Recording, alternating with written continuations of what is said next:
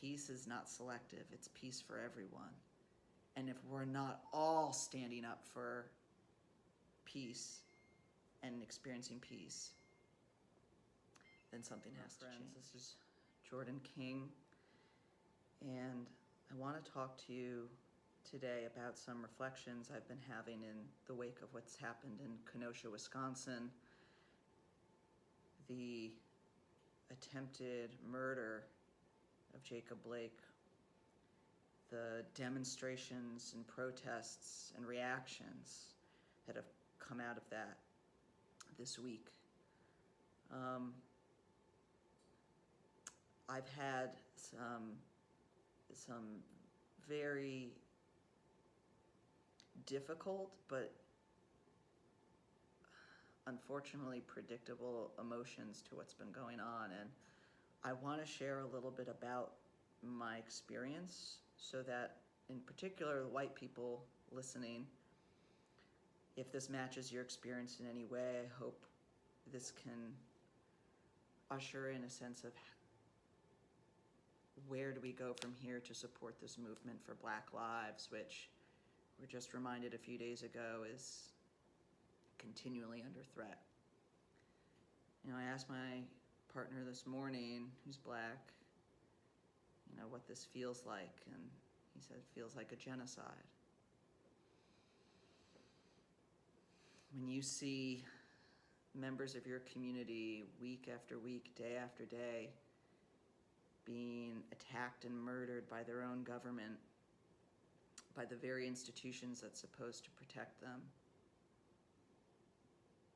that's exactly what it feels like. And for any white person who thinks that that's an overreaction or not what's going on, I would say pause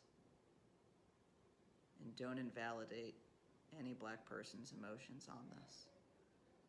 We have no idea what it's like to see people who look like us, who represent our culture, be completely dehumanized and disregarded in this day, in 2020, over and over again. For white people, we cannot meet this moment with argument, debate, judgment, or blame. We must have compassion, humility, and understand that we could never logically or emotionally know what Black people are experiencing right now, but what we can do is be supportive allies and accomplices to this mission to make Black lives matter, really, in this country. A couple days after police officer fired at point blank range at Jacob Blake 7 times in the back, unarmed. I was angry, I was shocked. I shouldn't be shocked, but I felt shocked, but shocked in the sense that it was numbing. And that shock, unfortunately, turned into a very predictable white response, which is denial, or here we go again. Another act of police violence on an unarmed Black man. Normalized. And I felt so guilty and shameful for realizing that it wasn't numbing shock, but denial. And that the racism within me, the unconscious bias that Black lives really don't matter as much, really took root. And that's something I have to reconcile with day to day and root out, because that is programming deep down in us.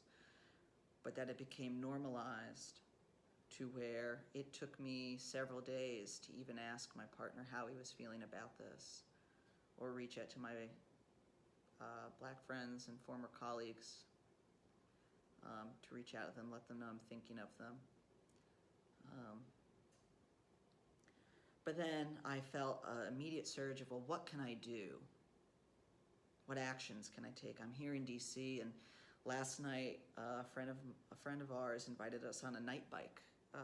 There's a large bike club here in DC, and they start center of the city and go around, 8 miles around. And it was a fun night. People were all glowed up with different lights, and it was great. And music was playing, but it very quickly and very fortunately turned into a protest.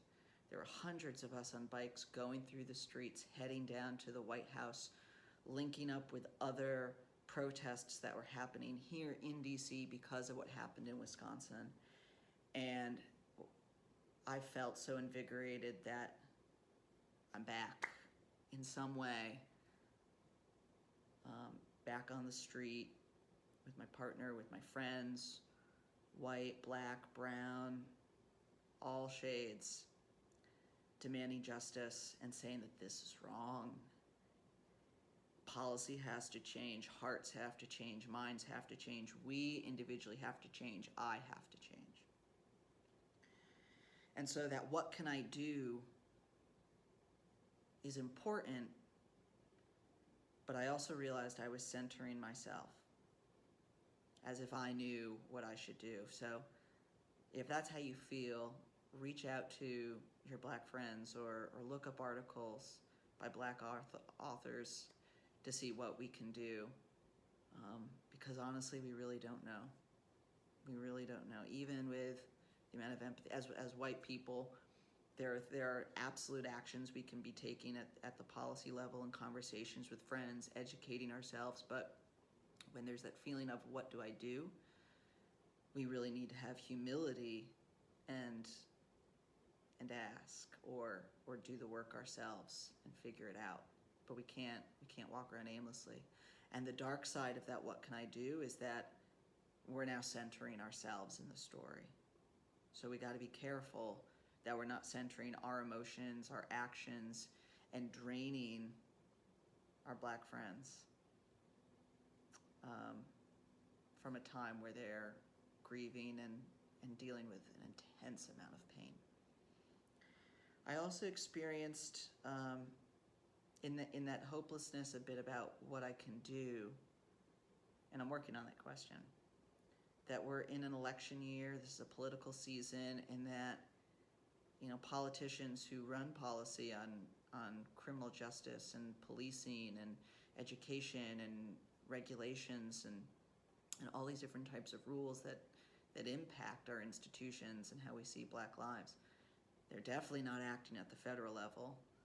State level, most are in election mode, and even local level, they're in election mode. And the despair comes knowing that not a lot is going to change, that the political courage in most places is so low to challenge mostly white communities to reform police systems, to look at housing practices, to look at discrimination, to look at our chambers of commerce and the types of businesses we allow or don't allow in. But that also felt like blame. Like I was blaming leaders for not doing something as if this is their problem and their problem alone. So I had to own that. It's not just the politicians, it's us. It's us in the community. What can I do? Put pressure, put accountability on those in office who do make decisions on the institutions and rules. But blame only gets me so far and upends my focus. And then there's the other natural reaction, which is like so many white people hoping in a very unconscious way that this all just goes away. And I think that's what hurts the most, is knowing that there's that response deep down that just wants things to go back to normal, as if this violence against Black bodies and Black people and Black culture, this anti-Blackness, this covert and overt racism that's infected every institution and every part of our society, can just go back under the blankets, into the closet, and we white people can have peace again. And so when protesters say no justice, no peace, what they're saying is, peace is not selective. It's peace for everyone. And if we're not all standing up for peace and experiencing peace, then something has to change.